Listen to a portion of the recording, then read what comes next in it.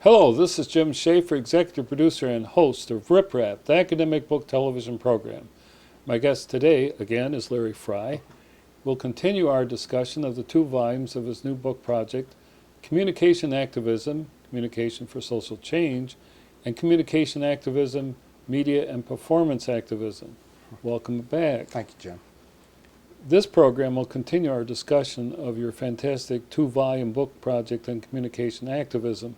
Only this time we'll explore the contents of each book and how the research there fulfills your preference that scholars choose research that potentially could make an important difference for marginalized and under-resourced individuals, groups, organizations, and communities attempting to promote social change. So in Volume 1, the one on communication for social change has 2 major sections: promoting public dialogue, debate, and discussion, plus communication consulting for social change. Right. What was the conceptual framework for these 2 sections? Well, a couple of things. One is that in talking about communication activism, we think we have a kind of unique perspective in the sense that when we do our activism, we're engaging in some kind of intervention into discourse. I really wonder whether there's a sociological activism or a political science activism. There may be, but our activism is actually facilitating conversation. And so when we got the chapter proposals and the chapters were being worked on, it was relatively easy to see the kind of interventions that were being done. And one type of intervention that we do in communication is to facilitate conversation, whether that be at the public level or at the interpersonal level. And so it was easy to sort of say, hey, we can have a section on facilitating public dialogue. And then the communication consulting was our attempt to reclaim that word. So often consulting is attached to the for-profit sector, and we think, the immediate thing that springs to mind is, somebody who consults for IBM or Xerox or some other large corporation makes money. And we were saying, hey, we don't have to give away that term. Look, we bring our skills a lot of times to not-for-profit organizations. We serve in a consultancy role. So that's how those 2 sections of the book came about. I like the concept of public dialogue, because for true dialogue you have to have each side understanding what the other side's intent was and their meaning, and that's very complicated. That's more than talking at. Yeah, it really is a talking with, and I think a couple of things there. One is that there are a lot of folks in my discipline who are really good at facilitating public conversations about difficult issues, whether that's immigration, for example, or the war. They're really good at bringing together different groups and trying to establish sort of guidelines for how might we talk about it. The second thing is that although talk is action, there's no doubt about that, unless it really results later on in some concrete other types of actions, then it runs a real problem of just being talk. And so we're very aware that just getting people in a room and talking isn't enough. It's the first step toward engaging in the social change that we want. And this conversation or this dialogue has got to be before, during, and after. I mean, it has to be ongoing throughout the whole process, I think. Absolutely, and it has to involve all of the various constituencies, although that too is difficult, sometimes bringing people to the discussion table. In a lot of these cases, and I've facilitated many public conversations, you've got groups that really don't get on very well with each other. So, you have the loggers and the environmentalists, and they don't want to talk to each other about environmental policy, and yet they have to. I mean, that is the way in which we'll see change and collaboration and compromise and agreements worked out about how to deal with environmental management, for example, of our resources. So we tend to be pretty good at bringing people to the table and providing them with ways to talk in a productive kind of way. Well, and I thought it was fascinating, too, when you're dealing with people who are at somewhat of a disadvantage, like the marginalized. They may not even be familiar or feel empowered to be able to participate in the dialogue. You're right. And I mean, one of the things that people often talk about is, activists give voice to folks. That's not the way I look at it. What I look at it is that everybody has a voice. It's a matter of, are we willing to listen? Are we willing to provide opportunities to hear those voices? And so what we try to do is to provide a kind of safe space in which people can talk about the issues. Well, in this section, one of my favorite essays was the one on anti-war activism with Stephen John Hartnett, because it has, I think, one of the most complicated, most difficult issues, which is talking about the war in Iraq. Yeah, Stephen Hartnett is an amazing person. He was at the University of Illinois here. He just took over the chair of the Department of Communication at the University of Colorado at Denver, and he just moved this summer. But he's one of those unique individuals who he really comes out of a kind of historian background. And what he does is to facilitate conversations and to talk about anti-war activism in terms of, for example, the founding fathers of the Constitution of our country, in terms of what they wanted to promote out of democracy. And he brings an incredible kind of perspective of hope. And that's what he talks about is, how can we talk about this difficult issue in a way that is hopeful? And so he facilitates teach-ins, protests, public dialogues about these things, picnics, startling communication. He has a whole series of different types of communication that he's facilitating, all of it, of course, grounded in democracy issues. When he talks about 6 thematically organized sets of communication strategies, which I found interesting because these could counter President George Bush's national security strategy, as Hartnett says, in the age of terror, war, and empire. Right. Because I think there's been almost a complete distortion or discrediting of the discourse about war and empire, to where many of my students anyway are just really discouraged. Yeah, and Stephen's a wonderful, as I said, historian who can situate all that and talk about, how are the actions that our government is taking similar to what the British did in terms of trying to extend their empire. So, he can go from sort of this high-level academic discourse all the way down to, how do we throw a picnic where we can invite families to protest against the war? And that's the beauty, is that he really spans those kinds of differences in terms of communication strategies. But I also like the fact he talks about the need to develop a deeper commitment to living a life rooted in certain core values, including taking responsibility for one's knowledge. Yeah, I think this is an important point because in a lot of activists, and especially scholars, they think of activism or their scholarship as a kind of action that we take, and that it's somehow different from other parts of our lives. And what Hartnett really argues is, look, activism is a way of being in the world. It's not so much something you do, yes, it involves lots of actions, but it's an approach that people take. And I know we were talking in the first part of the program about sort of the blending of teaching, research, service. We're always dividing up the pie, in a sense, of our actions. And what Hartnett is saying is really, let's not divide it that way. Let's think about these as fluid, as integrated. And so activism becomes a part of one's life. Students often ask me, I teach a research methods course, and they'll say, where should I go to research? Where should I go to conduct a study? As if it's somewhere out there. And I say to them, what groups are you involved with? What do you care about in your life? Why don't you try researching them? They're like, really? I mean, I could fuse it like that?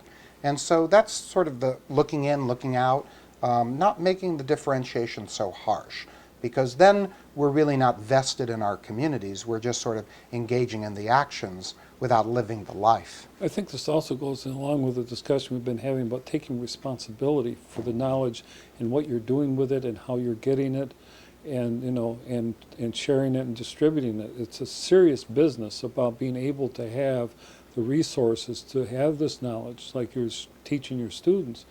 But then, what do you do with that? Yeah, this is the whole notion of engaged scholarship. I think what engaged really means there is that we don't hide behind sort of protestations of innocence, that we have to take ownership, responsibility for what we're doing in the world. Dwight Conkergood, who is a performance studies scholar who just passed away recently, he taught at Northwestern University, said, look, you can't stand above and beyond oppression. You're either with it or you're against it. In other words, he contrasts what he calls engaged against complicit scholarship. And you can sort of say, yes, I'm neutral, but that is a form of values. And so at the very least, we have to own what are we doing? What are the things that we value? Whose interests are we privileging? How are we bringing our resources to bear to do something or to not do something about it? And that's the kind of ownership and responsibility that you're talking about. And I think that's what engaged means in the bottom line. Well, and that word that you use, complicit, is a powerful word. Because are we just going to be carried along with the flow of events and complain, well, there's no way I can do anything else? And my own students ask me, well, what's the use of protesting the war or doing this or doing that? And I tell them, well, the change doesn't happen in mass. Right. It happens one by one with attitudinal change. Yeah, I mean, a couple of things. I mean, some things are so heavily masked that it's hard to see the ideologies. I mean, for example, that we teach public relations, we teach corporate communication, and our students sort of say, well, of course we should teach that. I mean, that's the way the world works. They don't see right away the ideology that is invested there, like, oh, we should keep promoting capitalism, we should keep promoting huge differences between those who are wealthy and those who are poor. They take that for granted. Then when they recognize that, wow, maybe there are some things we ought to question about that and do something about it, they want to see immediate change, like you're talking about. And in lots of cases, they get very frustrated, very disappointed, very sad that they can't have an effect on the world. And what I try to teach them is that, look, these kinds of changes you're talking about are going to be long-term. Hartnett has led many protests against the war. He hasn't stopped the war in Iraq. But he hasn't stopped his protesting either. But if we can at least raise the question, which we have to do, I think, about what's the value? What is the true value of this? What's the cost? What are the consequences? Right. What is going on? Do we understand that? I mean, do we understand? I ask my own students, do you understand this war has cost us $500 billion? And that the average cost to the federal government of all the educational funding is $50 billion. Absolutely. There's a disconnect with that. Well, and that's true across the disciplines. I was looking at some websites on social justice pedagogy and looking at how different disciplines handle that. And even in something like math, for example, you can teach math in many different ways. And one way I saw was to take the cost of a bomber, a single bomber, and say, what would that translate to in terms of, say, healthcare coverage? How many people would be covered by that? And so people were learning division, multiplication, addition, subtraction. I'm talking about, fifth, sixth graders, by looking at the cost of something like that in terms of how it translates into what else it could be used for. And that to me is a really intriguing way to work in the sort of political ideology with the teaching of the actual skills. Well, at this point in our country's history, you're talking about a national indebtedness of $10 trillion. Right. And I tell them, if you sold everything in this country, I'm not sure we could come up with $10 trillion. So essentially what we have is a country that's bankrupt, funding this war of distraction over in Iraq. Said, do the math. We need to understand what's going on. Well, I here. think students are starting to learn, if only because universities cost so much. I mean, some of these are costing $50,000 a year, and many people are paying for that. They're going to be paying, they understand debt now, or That's at least right. they will soon. One of the things that Hartnett did, which I thought was really fascinating, is the appendix that has the resources of information for scholars and for empowerment for activists. That's a fabulous resource. Yeah, I think there's, 100, 200 different types of resources ranging from websites to newspapers that can be gotten a hold of. And when he asked us, could we include something like that for all of those who want to do anti-war activism but might not know where to go to do that, we were delighted. We said sure. And in fact, looking back on it, we probably should have done that for all of the causes. I mean, it would have made 3-volume set, perhaps, but it would have been great to have resources for the Gay and Lesbian Alliance, for example, all of the issues that are addressed in these books. It would have been nice to have that kind of resource. I looked at that list and I thought, boy, this is really pretty complete. Absolutely. Somebody who wanted to do anti-war activism, could find so much useful resources through that particular appendix. So I think it's a wonderful idea, and I know a lot of that's on the web too. So there are wonderful resources up there for social justice, for communication activism. We're getting ready to start a social justice division in my national association. We're going to be working on that this year, and we will do a website where we put those resources up. Well, and that kind of leads us to the next volume, Sure. which is communication activism, media and performance activism, and its two sections, managing the media and performing social change in that first part. And so we'll talk about the conceptual framework of those two sections. Yeah, my discipline of communication has a huge media component. Oftentimes it's either media production, of doing television programs, films. I was chair of a department where we did at the University of Memphis, where we did all national PBS distribution films. So it's either the production side or it tends to be media criticism. What hasn't really gone together is a kind of interventionist approach to media. That's been really missing, where again, these media scholars bring their resources to bear to try to accomplish something.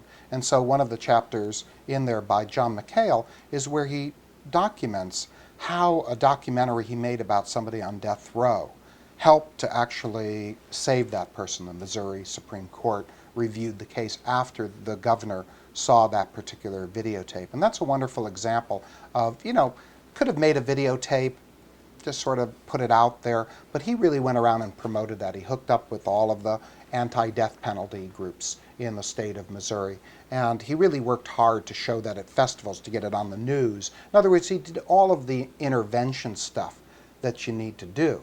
And he didn't just produce the videotape. And that's what I mean by sort of intervening into discourses, that you go that next step and do the action. And so all of these chapters, in one way or another, try to illustrate how can these media scholars not just critique, because there's plenty of books written about, the bias of the media, either the liberal or conservative, who knows anymore.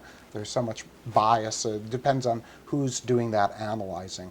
That has its role, but it won't solve the kinds of problems of saving somebody who's on death row if you just analyze, is the coverage positive or negative about that particular case. That's not going to have any impact whatsoever. So we were looking for that kind of impact. Well, I have to say, I had a personal reaction because the nature of our program was an interventionist a thing that we started up in 1996, and I simply began it because I felt that academic literature is important, and I didn't want it just filtered through in this nonsense of a 90-second blurb, maybe if it got that far. And so we've done serious interviews on serious topics, and with an edge toward stuff that may be unsettling to the conventional viewpoint. And I really appreciate that. I mean, seriously, this kind of work that I'm doing does not get on the mainstream media. I do not get interviewed by people in the mainstream media, and I push for it. But they're scared of these kinds of topics. So you're right, that this kind of a program is a form of intervention, in a sense, that it alerts people to things, it motivates people to do things. You're right. And we've gotten a following, and people say, boy, that was really interesting, or I didn't realize that. And I think if there's been one pattern of reaction is that they think of academic literature as relatively boring and obscure. Well, and I tell them, well, some of it is, but a lot of it is the kind of stuff that you're doing. In the sense that it's exciting, it's really liberating and invigorating to see what's going on.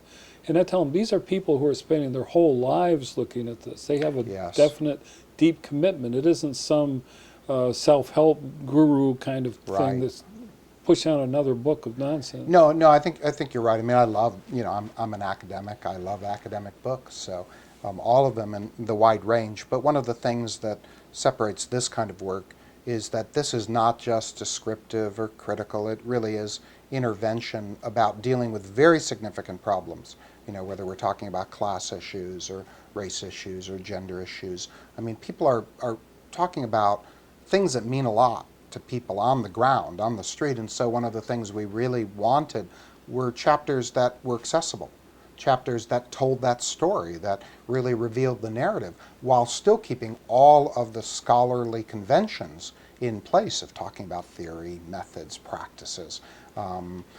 Those are the things that we wanted in each chapter. When you talk in your comments about the failure of scholars to look at media's ideological role and crucial political and cultural arenas, and that's, I think, so crucial. Yeah, unfortunately, we've been sort of culprits ourselves in academia and even in my discipline, that oftentimes we have not critiqued the media as much as we ought to, and even when we've critiqued them, we've not offered alternatives to that. We've not provided role models for how can people intervene to do something about it. I mean, in the chapter by Mikhail I just mentioned, he really details, like, if you wanted to do this and do a documentary about something, how would you then get that out? And he really walks through all from pre-production to post-production to promoting it to doing the PR. He's actually has another book called Communication for Social Change, and it's a study of activists where he went and asked them, how do you get your message out? And very practical kind of advice. So at the same time that we're doing sort of the high scholarship, we're also trying to be very pragmatic about how would you do it. Well, and this is at a time when, what is it, about 6 corporations own all the Right. commercial media? Absolutely. I'm surprised it's that many. Yeah, well, who knows? You know, They right. maybe Might be all just fused. one by now. One big fish swallows up all the rest. One of the articles or essays that I like was Communication Advocacy, Learning and Change in Media Literacy and Violence Prevention Project with Leda Cooks and Erica Scherer. And I like how right at the beginning they talk about activist research by its very nature promotes the idea of research as intervention Right. and as an interruption in the way things are that produces some type of change for social betterment. Yeah, in the first part of the program that we talked about, I said that, 2 ways to approach it. One is you can stand outside the stream of human events and you can describe and you can interpret, you can critique, or else you can get in that stream and do something about it. Leda Cooks is an amazing woman who comes out of really critical pedagogy. And so what she does is she goes into these classrooms, 6th graders, 3rd graders, 9th graders, I think she's worked with, and 12th. And what she does is to help them to really understand the kind of violence that's being portrayed in the media and how that portrayal of violence is related to the kind of conflict resolution strategies that these students are adopting. Now the interesting thing there is that is what we call the third person effect in media studies, which means that everybody thinks that it's everybody else who's affected by the media, but not them. So the 6th graders would say things like, well, I can tell the difference between cartoon violence and real violence. It's my 3rd grade brother who can't tell that difference. Meanwhile, of course, they're adopting lots of the conflict resolution strategies that they're seeing in the cartoon of fighting people.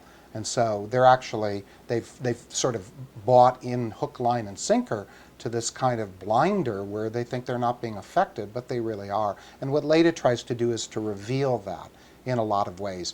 And she reveals it for the university students who are involved in the project too. They're coming in and thinking, well, we're going to teach these 6th graders how to do this. And what they find out is that, we're sort of enacting the same kind of dominant strategies in our teaching, like we're the experts and they have nothing to say and we'll just persuade them. And so it's a wonderful, very critical kind of pedagogy.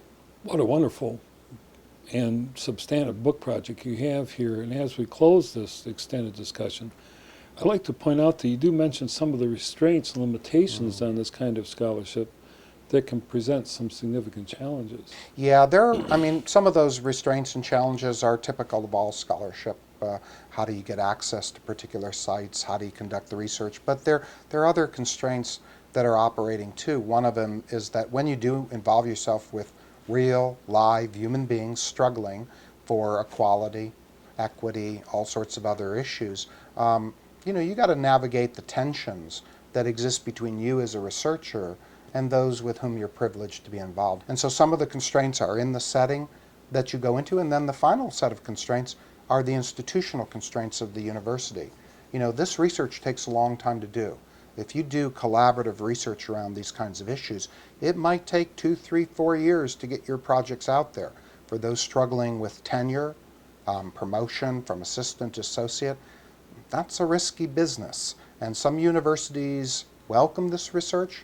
Other universities are very hesitant about this research and might hold it against you. So there are institutional types of challenges and constraints.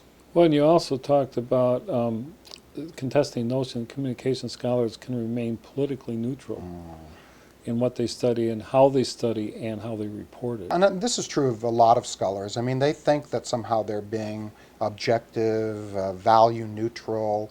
There's no axiology to what Right. they're doing. And of course, there always is. I mean, we make choices. You know, I'm always amazed. I've been on so many panels, and and I respect the choices, but I'll hear a panel where somebody is trying to deal with, say, a healing of a community that experienced a racial incident, like Spoma Jovanovic did in one of the chapters. And then the very next one is a media content analysis of Friends. You know, and yes, they both have value. There's no doubt. But from my perspective, we make choices, and to study something like Friends is an ideological choice. To study and bring your resources to bear to work with very wealthy for-profit organizations, that's a choice. And they have ideologies behind it. Everything is political in that regard. And all we're asking people to do is to at least own their politics. Don't hide behind these protestations of innocence. Dwight Concord said, there is no immaculate perception. Indeed. And that whole thing about who's being privileged. Right, whose interests are being served, Yes. that's a key question. And one of the things in taking a social justice perspective, you foreground those kind of ethical questions. Those are not the things you wait till the end to ask, like whose interests are being served. You ask them right off the bat. I found it fascinating you talk about the third person, first person perspective. Yeah, one of the things that we're talking about there is this difference between description, interpretation, criticism, which is a third person sort of looking at the other. And really, when people do that research, it's meant primarily for other scholars. And I'm a scholar. I write primarily for other scholars too. Don't get me wrong. But it's as if what's going on in the real world out there is just fodder for this other conversation they want to have. In first-person perspective research, that's where the researcher gets into the river, tries to do something about it, that becomes as important as the conversation for other scholars. They're still going to have that conversation with other scholars. That's what these books are. They describe the projects, they interpret it, they critique them, but at the same time, they're actually doing some good in the world. And I don't want to take a huge high road there. Okay, I want to be very clear about that. I don't know as scholars that we do that much for the people we're privileged to be involved with, but these are scholars who are trying to do something. And because of that, I think that they try to balance their audiences. In doing that work in the residential facility for people with AIDS, I remember a quote by a fellow named Farmer who said that, sometimes in the midst of dying, it's best to put your tape recorder and notebooks away. That's how you preserve the integrity of the research process, is that you spend time with that individual as a human being to another human being, not as a researcher to a subject. Yeah, instead of objectifying the person, it's a human being you're dealing with. It is, and in all of these cases, when we're talking about marginalized populations, when we're talking about heated political issues, these are flesh and blood kind of issues, and it is about relationships. You don't get to do that kind of research without forming relationships. Well, it's a really brilliant and courageous book project, and thank you for being on Riprap. Thank you so much, Jim. Really appreciate it.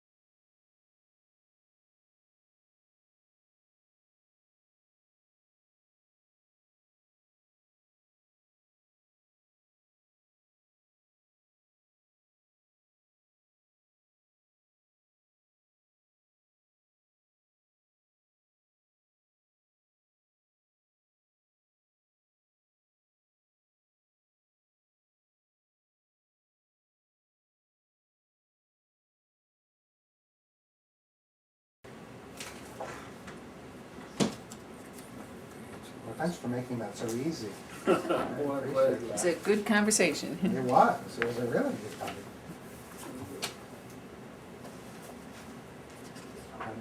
We even had James Duderstadt from the U of M. Oh, We sure. had Robert Haas, the poet laureate, and Harry too. This is wonderful. I mean, really, I do go through and do all of the copy editing on every page, and then I write out 5, 6, 7 single-spaced pages of text about what I want. And these chapters went through, I would say, anywhere from 3 to 6 revisions, major revisions. And so that's a pretty stringent process, and I guess that's just the way I am. As I said, I've done a lot of edited work, and I won't put out anything that I don't think is high quality. And so sometimes you just got to massage. You've had plenty of folks on here. They're all writers. You're a writer. I mean, you have to edit your work. It's not good enough the first But time. the I wish it quality was. does show, Thank you. and that's something that's singular with well-done stuff. It just shows. And I try to put a voice through, Right. my own voice, even though I'm editing the work. And in some cases, the authors would say things like, this is sounding like you, Larry. I mean, in a friendly way. So I would say, well, it's our combination of voices. Right. But they were very appreciative. And in fact, just last week, one of the authors who I put through the ringer, I think 6 times, he wrote me an email just saying, I just reread that chapter and I wanted to thank you. It's the best thing I've ever written. So too often we don't get that kind of feedback. And I think when we do, we're a little taken aback by it. When people give me that feedback, I'm like, darn it, I got to work again, Well, I look at it as a conversation. It is. Back and forth. And it isn't one person's version. It's for the excellence of the work. To be able to have the work speak. It's not just a personal indulgence. No, you're right. And in this case, we had 2 co-editors, Kevin Carnegie at Suffolk University in Boston, and so they had to please both of us. So that was even a tougher situation this time.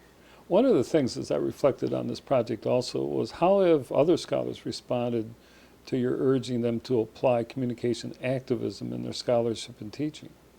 Well, that ranges anywhere from, I would say, complete acceptance. There are quite a few people who resonate with that. Some, as you mentioned, Lee Arts did a review. We've got about 13 reviews coming out of this book, about this book. They're still being written right now. It's a pretty new book, but they're on the horizon. And I think that there are a lot of people who really do appreciate this work, and I would say in particular at the young level, the new cohort coming up. They were raised in a climate in which criticism, ideological criticism was part of their training. They didn't get the intervention work. That's what I found out in the seminar this time, is that, they've all run around in critical theory and critical race issues and gender issues, and they're used to talking about it conceptually. They're not used to enacting it, but they want to, and they really want to do that. So there's a good portion of people who really respond positively. On the other side, there are people who, as I mentioned, sort of the Stanley Fishes, who sort of say, look, you're being too political. You're supposed to be a spectator. You're the theorist. Remember, you're supposed to be hands-off. And they're much more critical of the work. I don't think from a pragmatic perspective of taking a chapter and saying these aren't well written, these aren't well researched. That's not what they're arguing. I've never gotten that argument about this work because of the 6 revisions we do on the chapters. But I have gotten the argument that you ought not to be doing this. That this is sort of proselytizing, and that you're essentially arguing for one side. And we say, you bet we are.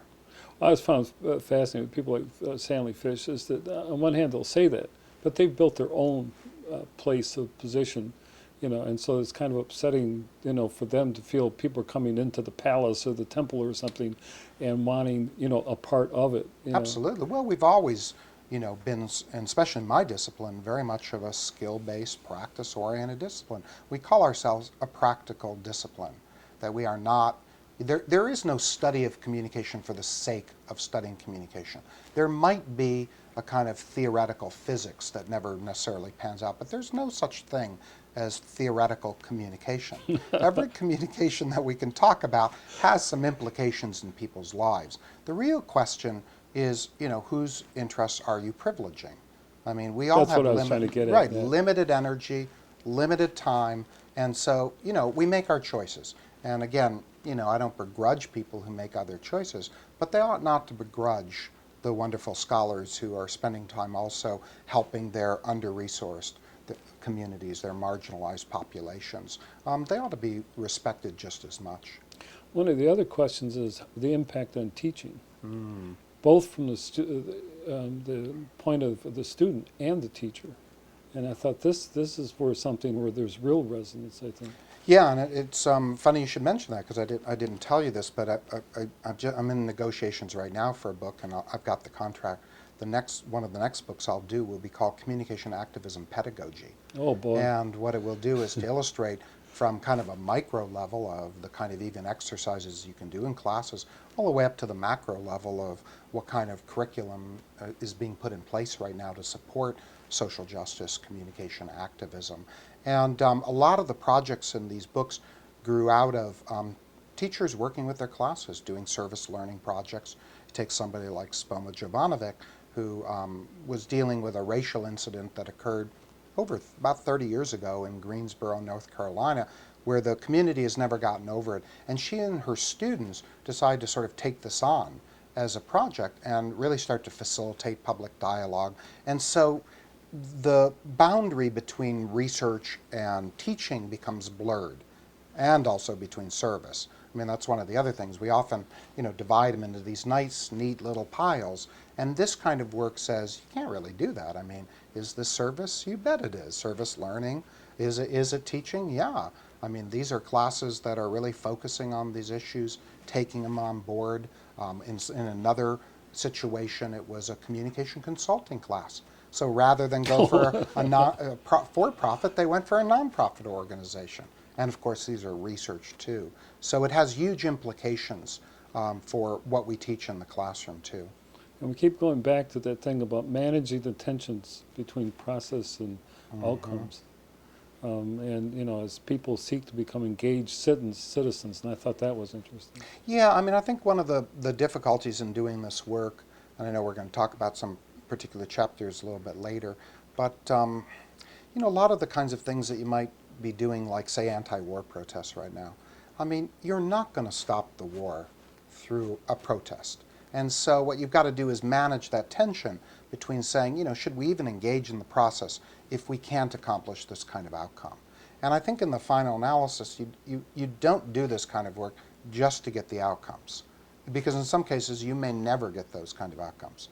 You do it because it is sort of the right thing to do. In other cases, you can get outcomes established. So there are situations, for example, one chapter where the authors were working on getting better health care for women who partner with women, and they were able to get changes in the healthcare center where they were teaching and working. There you can get the outcomes, but even there, you're going to have to deal with the processes and the tensions there. Just as one example, the typical model of an academic coming to a group is that you're the expert. In a lot of these cases, people wanted to say, I'm not an expert. I really want to be a member. And what we asked them to think about was, you are an expert. You're also a member, but this is another tension. You can't deny that role. I mean, the reason the groups want you is because you have a certain kind of expertise that you bring to the situation. Don't deny that. Just don't necessarily say, that's all I am. I'm also these things. So the outcome process, you bet. Lots of tensions revolving around both of those. I find it curious when we talk about outcomes, it has to do with the time span. Because you talk about the delayed effect. So if we're looking at, Right. within the next 3 months or the next year, maybe the outcome won't become apparent. But if we're talking longer term, there may be a delayed effect. And so then how do you measure that? We want to measure the immediate. You're absolutely right. I mean, I think that, a lot of us who came out of, say, a quantitative background, we were used to doing effects studies where, the effects were supposed to be manifested in the post-survey questionnaire, which was given maybe 10 minutes after the treatment, and we were hoping to see those effects. You're right, some of these are cumulative effects. We might call them sleeper effects. where they are pretty dormant for a while, or that you have to build up a critical enough mass. I might argue, for example, that in the Vietnam War situation, that eventually the protests did have a huge impact.